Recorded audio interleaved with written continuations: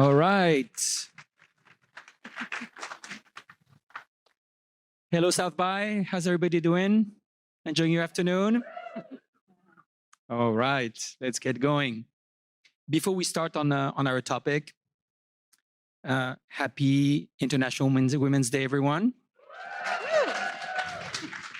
Okay, now, be truthful. Who had on the schedule to go do the 5K run this morning? Okay, just the two of us? Everyone else is laughing, but just the two of you did it.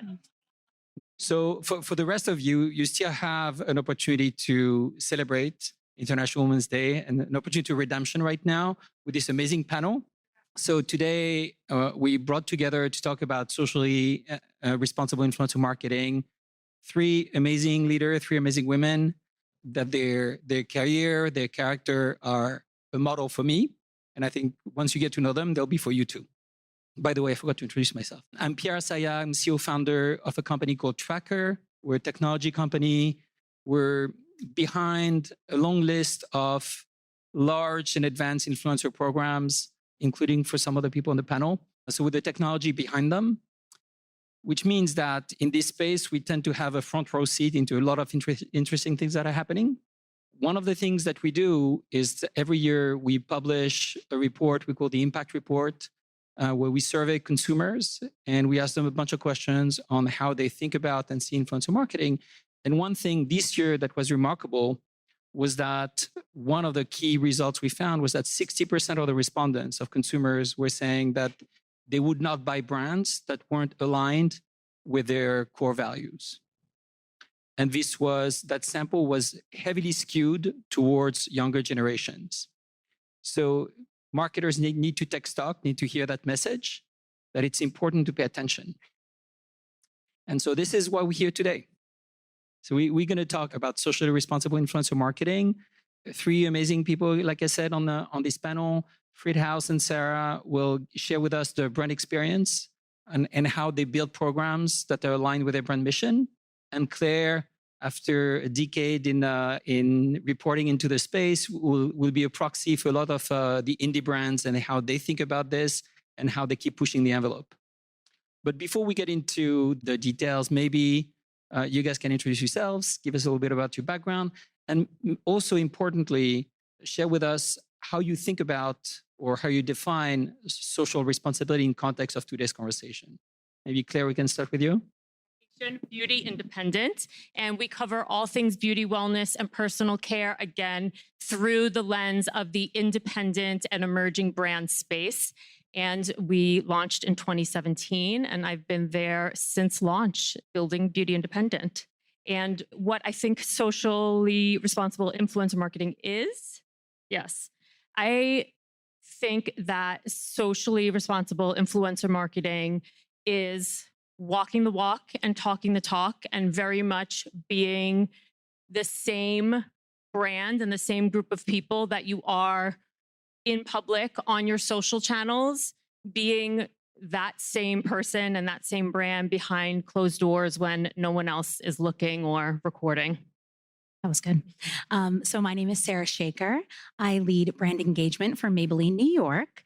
And I've been at L'Oreal, and I'm like, oh, there's the giant logo, as our parent company for the last 9 years. So I've worked on a few of our brands. And so now leading brand engagement for Maybelline, I'm overseeing social, influencer, and advocacy, PR, and our cause marketing, which for us is Brave Together, which I know we're going to talk more about today, but it's about destigmatizing mental health. So something that's also near and dear to my heart personally, and super important. Fun fact: previously to L'Oreal, I started my career in TV. It's like my fun fact: I worked on a soap opera at As the World Turns, so like old school CBS. So completely different life, going from soap operas to social media.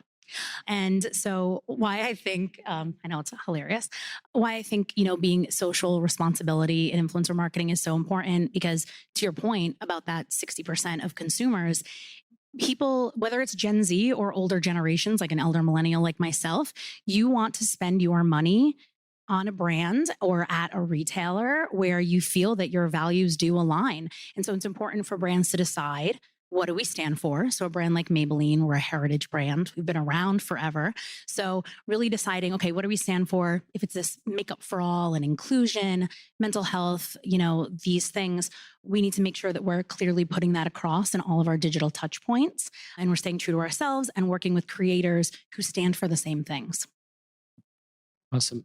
Firdaous? Hi, everyone. I'm Firdaous. I'm the Global VP for Dove Masterbrand. So I lead the work on purpose for the Dove brand. And I'm also in charge of all the external comms, so including PR, influencer marketing. So there is a massive intersectionality, and we're going to unpack it together today. This year, it's 20 years of campaign for real beauty. There is a massive legacy behind this brand around purpose. And it's also the year where this brand has hit the 6 billion mark. So it's very clear that actually purpose drives growth. And I want to share that with you today, and particularly actually when it comes to influencer marketing. So when I think about socially responsible influencer marketing, I think about influencers and creators joining forces with a brand that has a strong purpose to deliver impact. And the good news is that it brings back some benefits also to the brand, because as we heard, consumers are really keen to see brands that have strong values, that align with their own values and want to buy with they want to actually showcase their commitment to values through their wallet. So super excited to be here with you today and to unpack all of this together. That's awesome. I'm equally excited. Just going back to the point that you raised, just to reaffirm it, all three. When we talk about social responsibility, we're talking about something that goes beyond environment, social justice. Yes, this is part of it, but Dove stands for real beauty, Maybelline, the mental health issues being addressed. So I think we're talking about a much bigger topic that to support and help society in every way, shape, or form that aligns with the brand.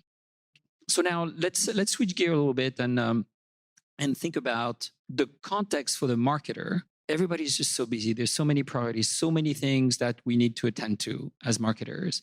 And by the way, I say I'm a recovering marketer myself, so I include myself into this group.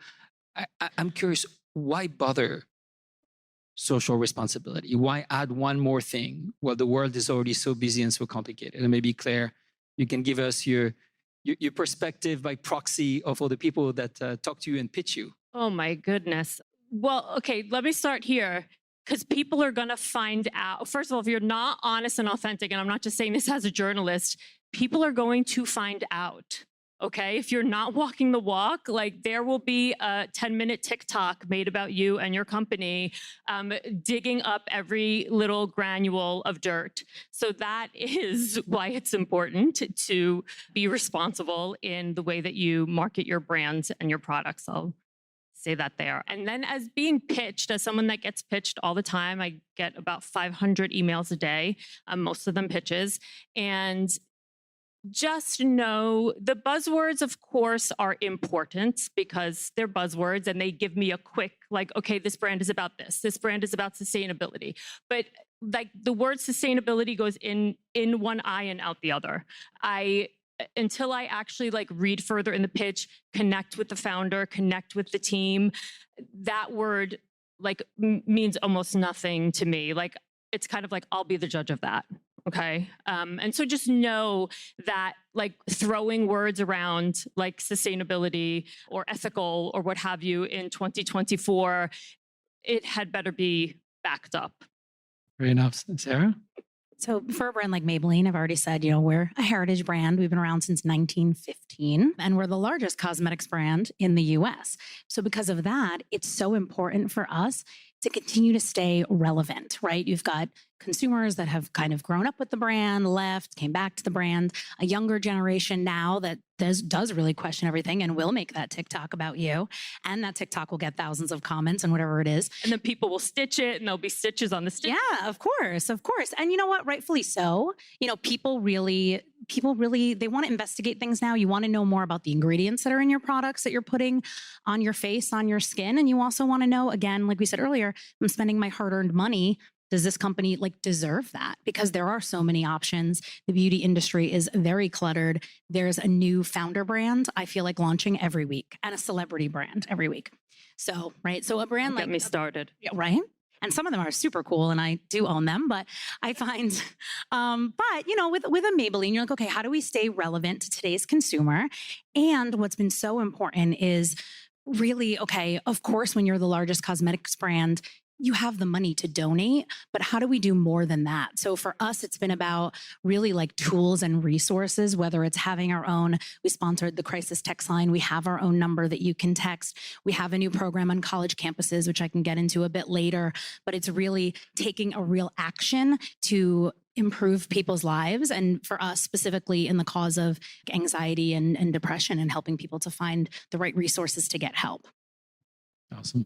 I mean, I was already touching on it because I think what is why bothering? It's two things. I wake up every single day, and I can tell you for every single person in this team, knowing that after 20 years of the Dove Self-Esteem Project, we've actually managed to educate more than 100 million young people on self-esteem and body confidence, and that makes a massive difference. So there is the impact on the proper social impact. But actually what's incredible when actually the purpose is really embedded in the business model. In our case, it's about making beauty a source of happiness, not anxiety. In every single thing that we do, be it our purpose campaign or our products, it delivers growth. And you can see the impact. And I'll tell you about a few campaigns later that can actually show you exactly how it works. But it's really, it's very rewarding.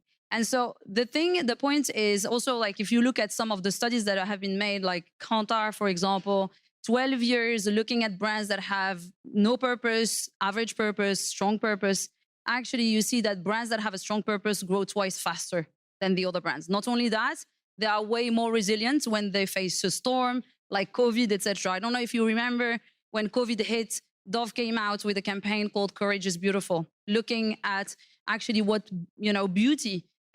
what beauty meant in a moment where it was all about COVID, and we saw like women and men with actually their masks, their marks of their masks on their faces, and it was all about the courage they were putting down the line. And that happened 4 days in COVID, like 4 days after the whole world locked down. So when you have a clear purpose, not only, as you were saying, it enables you to really grow, but it enables you actually to be very relevant in the moment. You know what you stand for, you know your boundaries, you know what you can say and what you cannot say. And I think that's really incredible. But for it to work, if you allow me, I'll talk about a few things.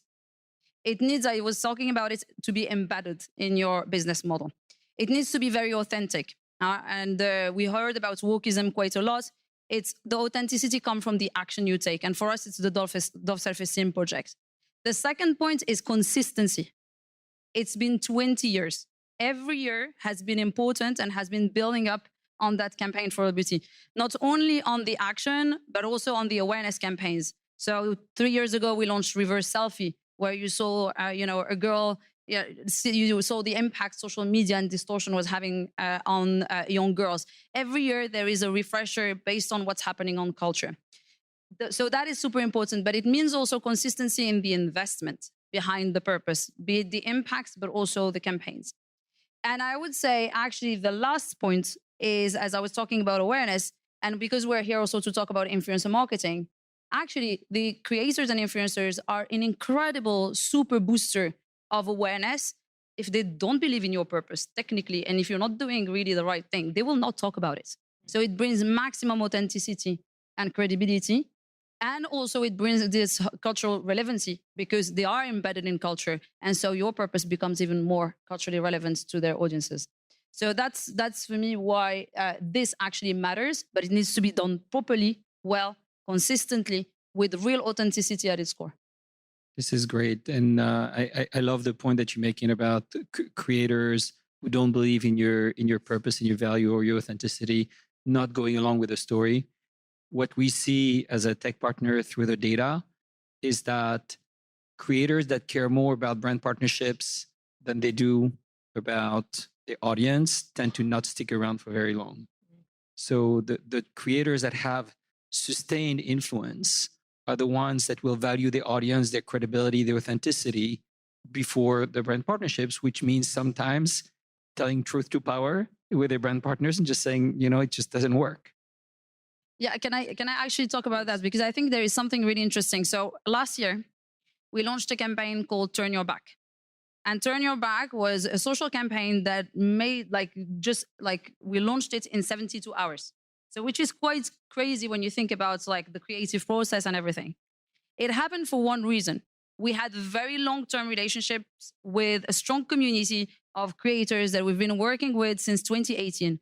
And what happened is that they were challenging a filter on social that was called bold glamour.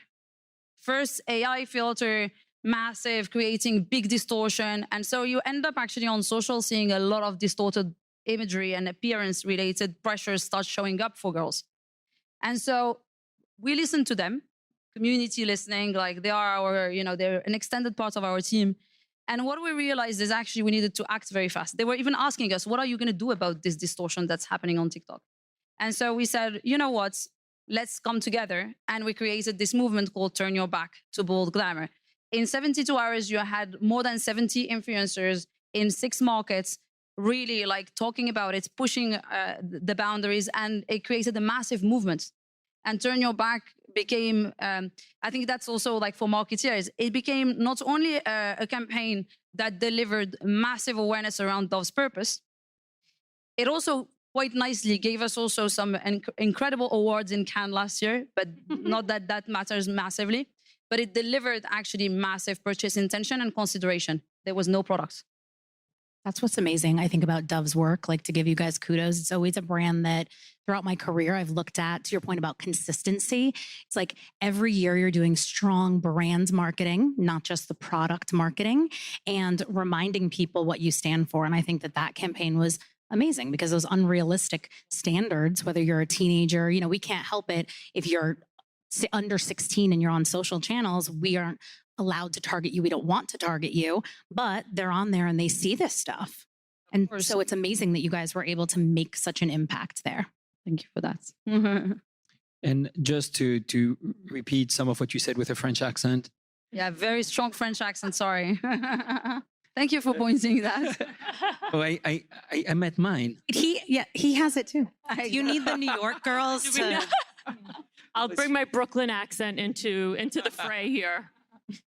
So I heard, just back to the original question around why social responsibility and influencer marketing. And what I heard was it's good business, but also it has a clarifying function for your company. You can use it as a compass when something happens, as it happened last year with a TikTok filter, and say, what do we do? And the path from the original scrambling to a solution is very short, because you have a bunch of partners that are there with you. They are the one instigating a lot of this. So it's very cool.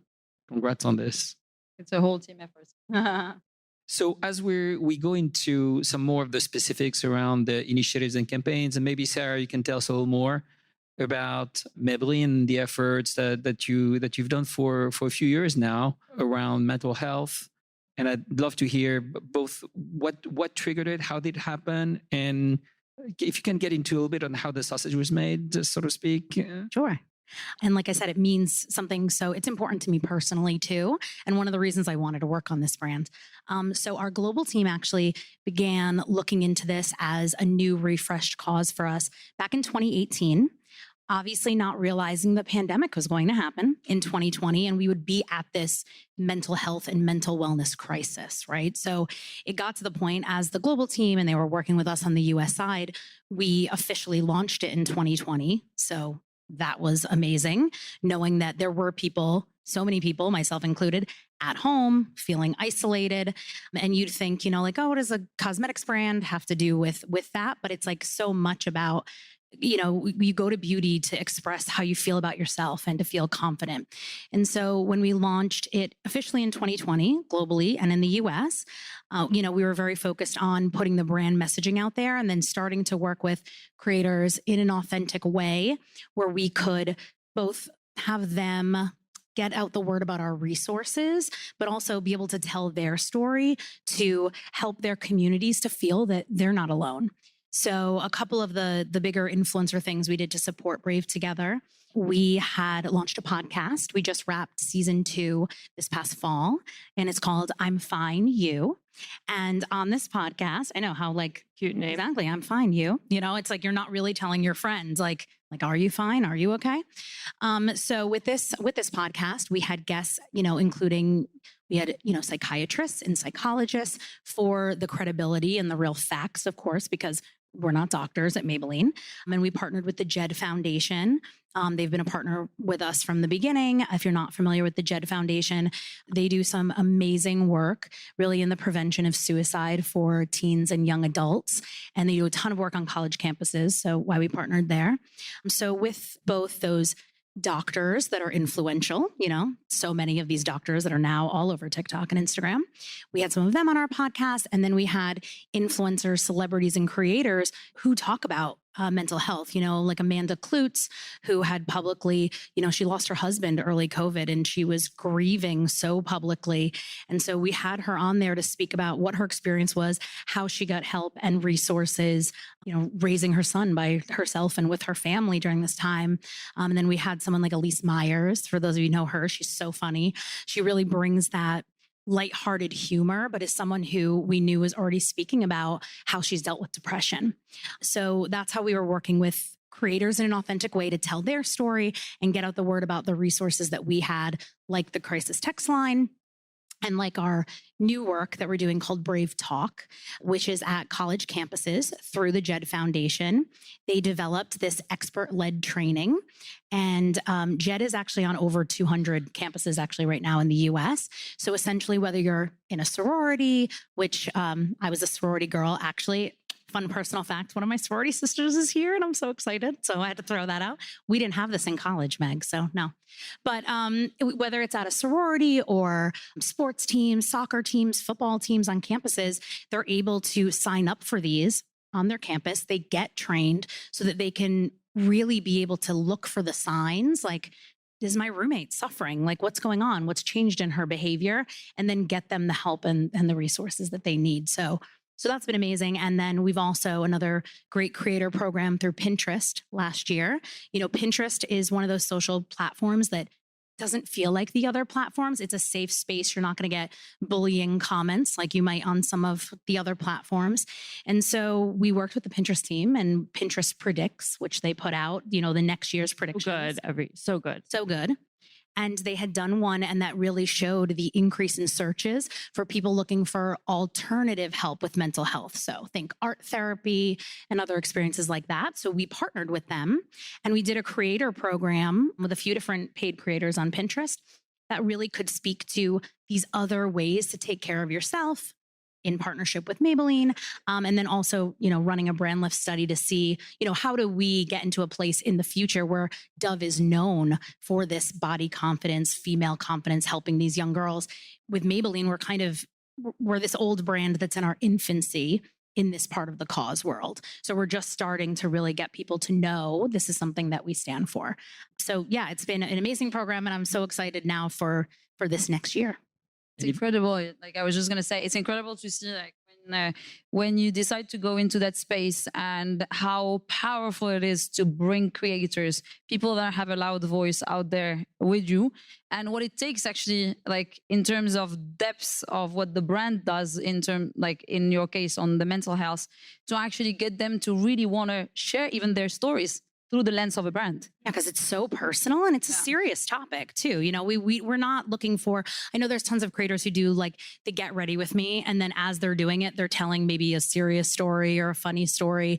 But creators that have done that for us with the mental health storytelling, that was on them to pitch that to us because we would never say like, oh, would you like to talk about panic attacks or something that you've experienced. They're serious topics. So it has to be something that we're looking for creator partners who are already speaking to this, want to help others and want to normalize the conversation for this younger generation. Amazing. Congratulations. Thank you. Also a team effort. I'm only one of a pretty big team. And Claire, I'd love to hear from you again through the lens of all the brands that you talk to. What are some examples that you can point to of indie brands that are pushing the boundaries, that are trying new things? Sure. I always think of Charlotte from Do Skin. Charlotte Palomino. Maybe you all know her. And she is a brand founder herself. She's a content creator. She's a brand founder, co-founder of Do Skin, and also a licensed esthetician. And she talks very honestly about what beauty products can and, more importantly, cannot do. And when we think about responsibility, like it is the responsibility of beauty and wellness and personal care brands to honestly convey what actual results will be of this topically applied cream. And so she's in her late 30s. She has really wonderful skin. And a lot of times, so this is someone that sells skincare products. She says, listen, this is genetics. Like 60% of this is genetics. It is not this face cream that I sell. It is my mom that gave this to me.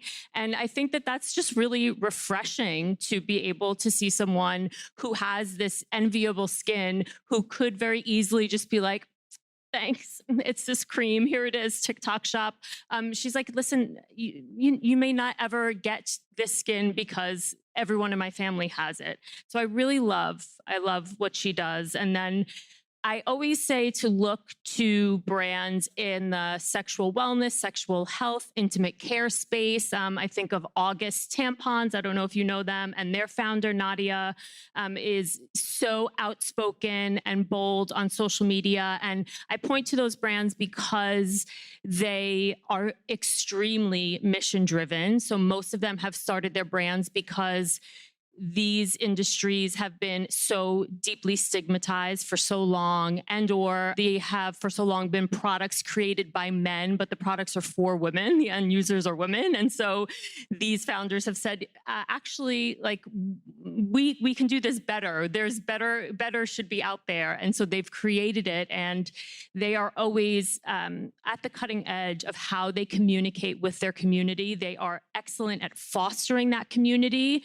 through social channels. And so they're always an inspiration for how to work with, different people in their community, but also with influencers, because it's not easy to get influencers to, if you are making vibrators, it's not easy to get influencers to work with you.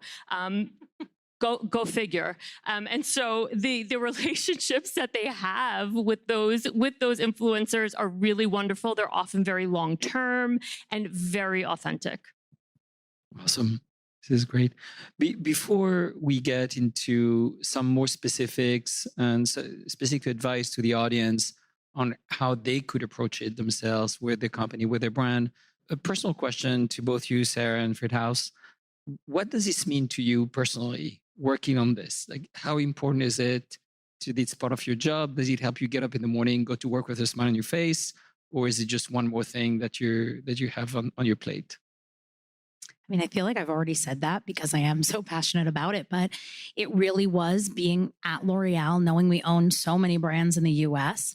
When I was looking for my next role a couple of years ago to move to Maybelline, it is because of seeing the difference that they made with Brave together was one of the main reasons I truly was like, I've personally suffered with anxiety. I know so many people that have dealt with this, and everyone experiences like, everyone gets anxious, right, about something, but not everyone, really experiences as like, I need to stop. I need to make sure I get help. and not everyone has someone that they know that they can go to who's like their safe space, their safe person, right?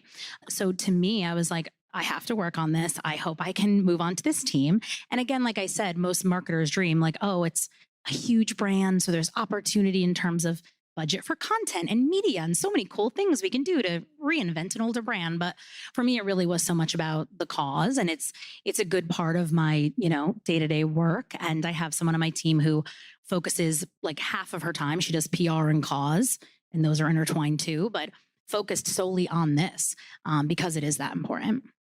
So I joined Dove 9 years ago, and I'm still here. So I think that's a big sign. I mean, 9 years on a brand, and I'm still like fully full of passion. I want to keep having impacts. When I wake up in the morning, I feel like very privileged every day because I can see impacts. Like I was talking to you about the Dove Self-Esteem projects and the 100 million young people. For me, that is massive. But not only that, actually the fact that by doing this, I can enjoy some amazing things. One is I love creativity. So I love creating new campaigns that move the hearts, that creates this deep emotional connection with people. And being able to do that on purposeful campaigns, I find it quite incredible. The other thing is I love the being very, like, I love the agility and the adrenaline that comes from it. Where something happens in culture, we're so clear about what we stand for, being able to grab it and make something out of it, that adrenaline like keeps me going. And I really love that. So I have to say, yeah, I feel very blessed. I see also the same thing in the team. People are here. They've been here for many years because I think there is a something very strong with Dove. And also, I would say, I was talking about 20 years of campaign for real beauty. I was in uni when I saw that billboard with all these women in white underwear. I felt like suddenly representation was really shifting. I saw it. I was like, wow, this is incredible. Then I remember receiving this film, Evolution, that was showing you actually that woman on the billboard, actually everything that it took to get her there, but also all the digital distortion that was going on for her to look that way. And suddenly I realized, oh, yeah, what I was seeing down the streets was not real. Now I'm seeing real. And I feel so privileged to be able to carry over that legacy. And I feel like being a steward is the absolute, is an incredible reward. And I want to go back to the point that you've already raised around the importance of authenticity, because the authenticity, yes, it lives through the communication of the creators and their ability to carry that message, but it starts with your teams. If you're not thinking about your cause as a genuine, authentic initiative that lives at the core of your business, but rather as I think you were saying earlier, like a check mark for CSR that lives on the fringe, it's not going to work. So it needs to be at the center. That's such a good point. I mean, we've started to do, again, in these last couple of years, even just, we have our own mental health task force at Maybelline. And we have open topics and we have monthly activities 1 month, and everything from just lighthearted things to getting more access to like one-on-one therapy for some of the team. But we even did puppy yoga, if anyone's heard of that. They have one in Brooklyn and one in Manhattan. So we did that as a team outing, and it really just brought people so much joy. So we're trying to do that as a team, like walk the walk when it comes to mental health and taking care of each other. So can you take me on your next puppy yoga trip? Oh my gosh, absolutely. I mean, you're not going to really get to do yoga because those puppies are like really invested in jumping on you, and it's the cutest thing, but I really recommend puppy yoga. And Claire, I think you said, you probably gave the best piece of advice earlier when you said that the most important thing is to do is what you do when nobody's looking. I think is the best test for authenticity. Yes. Yeah. And when it comes to socially responsible influencer marketing, obviously the brands that we write about every day at Beauty Independent have nowhere near the budget that either of you are working with. But that can be a strength and a weakness because these brands are led by their founders, and their founder is still so close to literally the daily operations, the raison d'etre, did I say that right? Raison d'etre, my French people, of why the brand was started, why that person gets up every morning and makes the products that they do. That's all still very close and intimate. And so there is this opportunity to make that mission very clear and apparent in everything that you do. And so it could be a real strength for independent brands. And I was saying before, the founder is like your first influencer, right? Because so many people, I mean, how many people here have bought a product because of a founder? You saw a founder, they like really resonated with you, and you're like, oh my God, I want to buy from that person. And so you may not have like all the money that bigger brands do, but you have that, and that is priceless. Very true. Very, very true. And I can relate. So let's talk specifics about let's say that we brought you guys in the audience to a point where you say, that sounds great. I want some of this. I want to do it. How do I do it? So where do I start? So I start, it sounds like the first step or the first anchor is to find that set of core values for your brand. So it's the thing that anchors just about everything else. But even that, how do I go about it? Like say that I'm I'm an existing brand, a legacy brand. So it's different, right? You were mentioning the indie brands that are born in purpose. But for brands that don't have it at the onset, how do you get to it in a way that is authentic? What piece of advice do you guys have? I would say that if you want to do it properly, you have to think about your core business model. I mean, the product is one thing, right? And it's super important that you deliver like highly differentiated offer out there with your products. But then really, I would say the point is to think about what are those core values that make you so different. And then starting to craft a purpose that is very close to your products and services. So in our case, we talk about beauty. We're in the space of beauty, and we've been committed to making it a source of confidence and happiness, not anxiety. So it's been really about going to the core of what we do and trying to define yet a differentiated purpose. But I would say that it starts first, not only with your values, it starts with insights that you get from people that actually buy your brand, consumers. One of the things, the reason why I actually campaigned for Real Beauty was saw the light of day, was that we've done a piece of research and we realized that only 2% of women back in 2004 would consider themselves beautiful. And we've done that piece of research. We didn't know we were going to find that out. And I was not there at the time. But when I speak to people, it's really like when I speak to people that were there, our CMO who actually was there when Campaign for Real Beauty has been crafted, it's about like really understanding what was triggering that. And the trigger was the fact that there was massive lack of representation in the beauty industry, massive lack of representation in advertising. And so for us, it was very clear that a brand like Dove that was anchored from day one into real women testimonials. I don't know if you know, but it started with the 7-day test where you had a woman trying the Dove bar on her face saying, I've done the 7-day test and I can tell you this is my experience. And so it wasn't models. It was always those real women talking from their hearts about the experience they had with the product. So it became very apparent to us that we were probably doing beauty quite differently from the rest of the pack. And actually that's where it came out. And then we decided to stay very consistent and build the action behind it, which was the Dove Self-Esteem project. But it starts really with your values, with strong insights, research to understand where the consumer is and what are those pain points that can go beyond your product. Yeah, I mean, that's all so great. I'm like, what can I add to that? Because I was going to also say, I think the insight is so important, really defining as if you're a newer brand or like a legacy that has to be like, okay, what have we always really believed in? And I think with Maybelline, we say it's makeup for all. And when you think of that inclusivity, it's also meaning it's the affordability makes it for all, the accessibility. We're at every retailer, like in the US, from Walmart to Target to Amazon to Ulta, we're a CPG brand. We're not a luxury brand, so it's accessible for many people. And also the representation of inclusivity and having the right shades in our Fit Me foundation so that we can really get, so many people can see this brand as an option for them.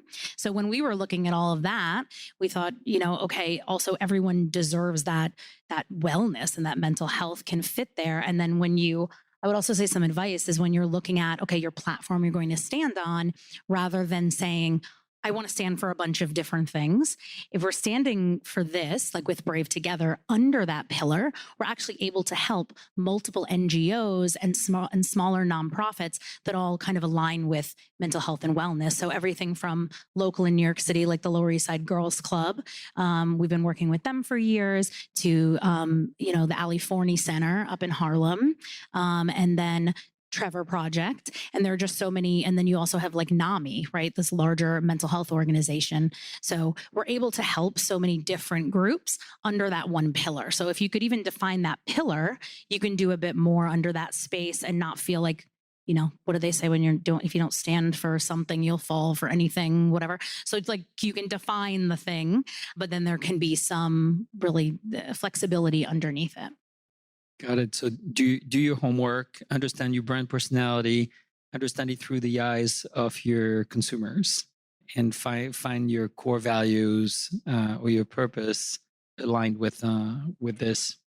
Makes sense. The thing that makes you different.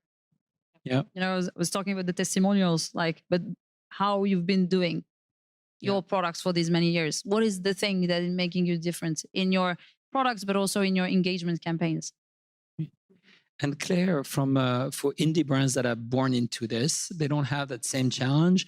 They almost have an opposite challenge, where when they start getting successful enough that the sales number needs to supersede these initial core values that they have, what have you seen? How do they grow without losing their soul in the process? 'Cause I'm guessing that, if as you observe and you watch the brands do this, it can be heartbreaking to see a brand that was amazing that now is becoming like a bad version of vanilla ice cream. I would say there is like this saying buzzing around social media, don't be afraid to be seen trying. And for independent brands, you are very much building in public, and embrace that. Build in public. Let your community know that what you're doing, what you're working on, as much as possible. Before we were talking, I gave the example of a brand that is really committed to having sustainable packaging, but the unit economics don't work. The more sustainable packaging, most people know, is quite a bit more expensive per item. So you can share, listen, we're not in aluminum packaging yet. That is our goal by the end of 2024, what have you. And share that with your community. Let them know how you're doing, because as I said before, 10-minute TikTok video, people will find out. Your dirty secrets are not going to stay secret. So we see, even with indie brands that have built themselves on being very inclusive, going back to shade ranges, we have seen indie brands that believe they were inclusive and then come out with a foundation that people with very dark skin tones were not included in that range. And there was a public outcry, and this is the positive negative of fostering that strong community. They are going to hold you to account. They're going to call you out or call you in. And so again, getting out in front of it, talking about it publicly in a way we screwed up. And be transparent. Yes, be transparent. And when you screw up, say, we screwed up. Not it was because of blah, blah, blah, blah, blah, blah, blah. Yeah, okay, but the main line has to be we really fumbled this, and here's how we're going to do it better. Because as you're scaling all of these other, there's so many moving pieces, and you're looking at your companies wanting to get acquired, and so those unit economics, how much everything costs to be produced, really matters. So having a full shade range can be super expensive, right? There's all of this going on, but your community is really close to your brand when you're an independent brand, and so you gotta be authentic and do it publicly and be honest. All right. So step one, we found these core values. Now, step two, how do I go about integrating them in everything that I do, or in my influencer campaigns and else, without, again, losing that strong connection? I think I don't know, maybe I'm being a bit too presumptuous, but I think once you know your North Star, it's very difficult to deviate from it. Unless you don't believe in it, really. So when I'm going to give you a very simple example, when we even cast for influencers that are going to actually be talking about our new hair launch, we really think very thoroughly about those that are embedded in the values of real beauty. That I'm not going to go and suddenly work with a creator that is actually going to be spending their time talking about Botox, right? To young girls. So I'm going to be very careful and very thoughtful about the community and that is going to be talking about this new hair innovation that we're going to launch on the market. So I think it becomes just a very normal, clear, you know your boundaries, the things you can do, the things you will not do, the things that your consumer is willing to see and the things that they're not willing to accept from a brand like yours. So for me, it becomes very integral if you thought about it as part of your business model. Okay. Mm-hmm.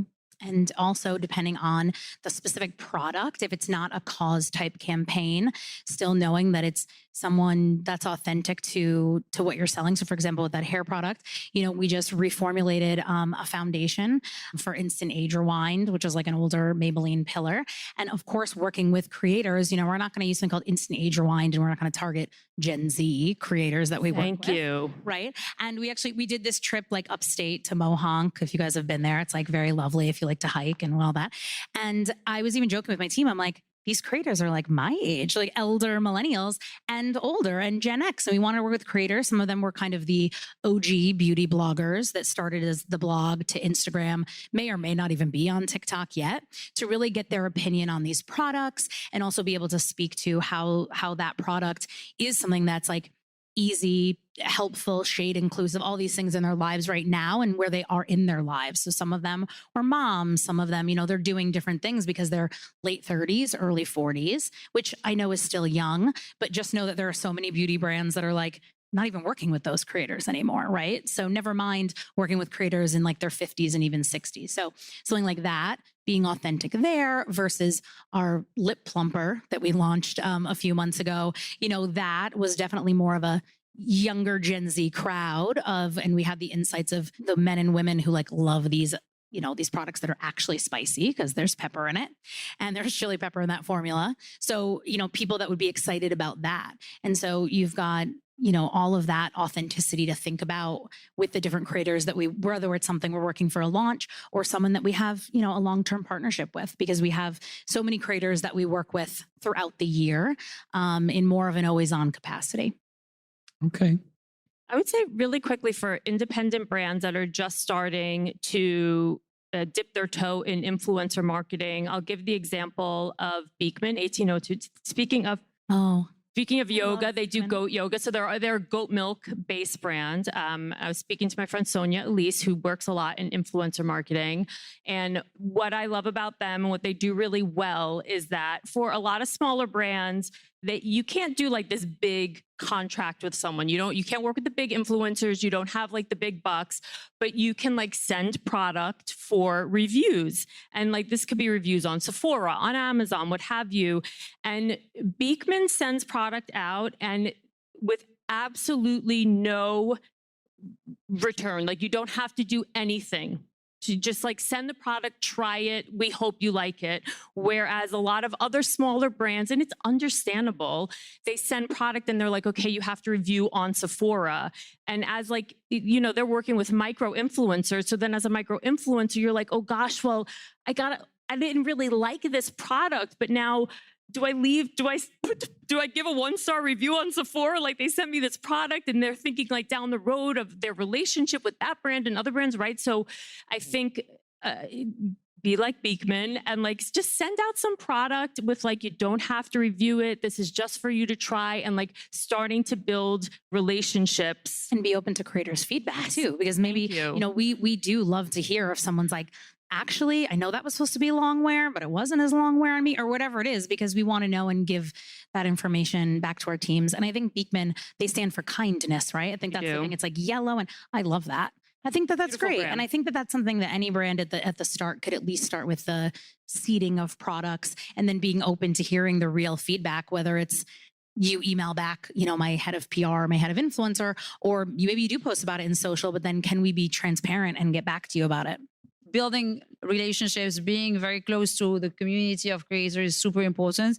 Getting, as you were saying, feedback from them, like great feedback, no matter what it is. If it's that they don't like your product, that it doesn't fit with their skin, it doesn't really matter. What matters is actually they're giving you that resource for you to act on. Sometimes actually the fact that sometimes you pre-seed actually some products to the influencers, you get some great feedback that enables you actually to target better your audience. So I think it's a two-way conversations with the creators and the influencer community that we should have, be it on our products or on our purpose work. Got it. Okay. I think Brad, the CMO of Beekman, would love the Be Like Beekman. Yeah. Brad's great. Love Brad. Former colleague of yours, right? Yes. Okay. My last question, and I don't know if we'll have time for Q&A afterwards. I don't think, though, that there is another talk. So if you guys are okay, maybe you can stay a little bit if you guys have questions for the panelists. But my last question, so we have our values. We figured out how to bring that into our campaigns. If I sold this to my CEO, to my boss, what's a reasonable expectation that I can have in terms of business impact? And so you mentioned Dove, 20 years and going. So what should I be looking at as a way to track, measure success? Is it even the right way to think about it? Yeah, I think you have to. You can't like suddenly invest in purpose, for example, and not be able to measure it. Otherwise, after 1 year, your leadership is going to tell you, thank you very much, but we're going to have to move on. So you have to measure. And actually, you have to measure both things. The impact you're having, the social impacts. I was talking about that number, but that number actually every year, we work with NGOs, we work with partners like the World Association of Girl Guides and Scouts or UNICEF, and we measure every single lives reached through the educational material that we have created also with academics. There is a very formal way to review the impact. So that is super critical for our leadership, but it's also super critical as we're talking about authenticity to really show that you are having a true impact. We're measuring it to see even like making sure that whatever material we've developed in the self-esteem projects, it is actually having the impacts you're expecting. It's not doing the reverse, right? So that is super important. It's not enough. You need to show also the impact it has on your growth. So I was talking about Turn Your Back earlier. The impact it's having on consideration, purchase intention is critical. Every single campaign that we do, we measure the impact on the funnel. It's essential. And then, of course, there are other ways. Like for us on Dove, we measure the brand power. I don't know if you're familiar with brand power, but it looks at three things. It looks at something that is very simple. It's called salience. So salience is obviously what we all do on a daily basis, even with our lower funnel assets, is actually to get people to buy your products and make it very relevant to the pain point they have. And then there are two things that are super critical. And I actually like to bring them together. It's meaningful, the meaning and the difference. And meaningful difference comes together, and that purpose has a massive impact on. So you bring meaning to people, and it can actually, if you're doing it well, and if your purpose is very clear, it takes the difference up. So then you start creating a real, actually, space between you and the competition for all those that don't have purpose and are just trying to sell a product. So that is essential. Otherwise, your leadership is not going to follow you. Got it. I mean, 1,000%. Because at the end of the day, too, what you started to touch upon at the beginning of that, it's a long game, right? And that is something, too, like selling into leadership, because after that 1 year, yeah, that's just like a check the box thing. It really has to be seen as over time, you will grow brand love if you do this well, consistently, like you said. You do it right, you do it over time. So you've got to really measure things over time. You can measure things on your way there, though, with like the brand lift studies, like I mentioned earlier, we're doing that type of work like we did with Pinterest, really to see if people are associating Maybelline yet with mental health. So again, we're still in those early stages. But I'd also say for brands that don't have that even like funding, they're not spending that much in media yet to drive your campaigns, you can even do something as simple as social listening, really to see like what's the sentiment, what's the net sentiment on your brand and on those topics around your brand.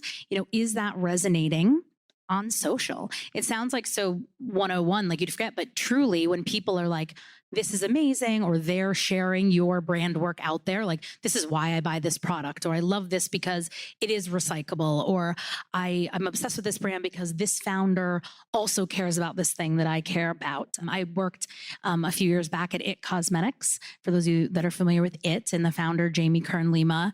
It was a L'Oreal acquisition. So I was there a year post-acquisition, and there were so many things. She really was still the heart of that brand and what she stood for when she launched the brand on QVC and having rosacea, and she would retell that story, and she still does today with her new books that are being launched. But that was at the heart of the brand to help women find their confidence. And so I think there's so many different ways to measure it, but you could do something as simple as social listening on your way up if you're a newer, smaller brand. I love that point actually on social listening and the sentiments, because very often we push campaigns on social and we look at, the impressions, we look at all the KPIs, and very rarely we look at the comments. One thing that I love to do. I'm so nerdy. I was like a little community manager back in the day. So like, I have heart for that. Cause I'm like, guys, this could have gotten thousands of comments, but they're actually negative. So we can't say that was successful. Or this was like amazing, and showing those comments to leadership. Exactly. And I think even like in terms of qualitative insights that you get, I have someone in the team that keeps talking about comments as being the new real estate on social. So I love that. I keep saying comments are the new content. I put it on a slide if anyone wants to steal that, but I think that's true. That's really cool. Actually, one very small example. We just launched a campaign now called the Face of 10, going against this trend of anti-aging skincare being actually pushed at young girls as young as 10. But do you really need anti-aging at 10-year-old to actually, do you need to look 10 years younger? The Sephora girlies that we keep seeing. Yeah, so it's going mad. It's actually like there is this social trend and it goes into the schools, and then you're having Christmas, like long lists of like products that are being asked by 10-year-olds. I don't have yet the data to tell you if it's actually, performing from an uplift but what I can tell you already is that when I see the volume of comments and all the creators that actually the campaign was very simple. The idea is girls are replacing stickers on their faces and face paint with retinol. And so all the creators have started, we worked with them, the campaign. It's really cool because we co-created it with the community and the creators in the UK, in the US, we've launched it in 8 markets now, have been putting stickers on their faces and saying, sorry, this is what I was doing at 10. And that's what girls should be doing at 10. They don't need retinol because it's actually going to not only harm their skin, but it is also going to have a massive impact on their self-esteem because they're already getting on this slippery slope of anxiety when it comes to beauty at 10. So anyway, when I look at the comments on the creator content, they're incredible. You can see all those moms saying, thank you, finally, I'm not crazy. This is mad what's happening on social. And with them, we created, and with actually Dr. Philippa Diedrichs, who is our self-esteem professor, she's professor at the University of West of England, and a derm, very famous derm. We created a piece of content that just helps parents navigate with clear tips. And the creator community is actually, taking the parents there. The comments, as I was saying, are incredible. And I can see this campaign already having a massive impact, but the comments are very good indication, early indication. This is awesome. I think we've reached our time. So if you don't mind, I'll ask you to stick around. If some of you in the audience want to come, ask questions, say hi, the panelists will stay here. But meanwhile, if you don't mind joining me in thanking the panelists today. Thank you. Thank you, everyone.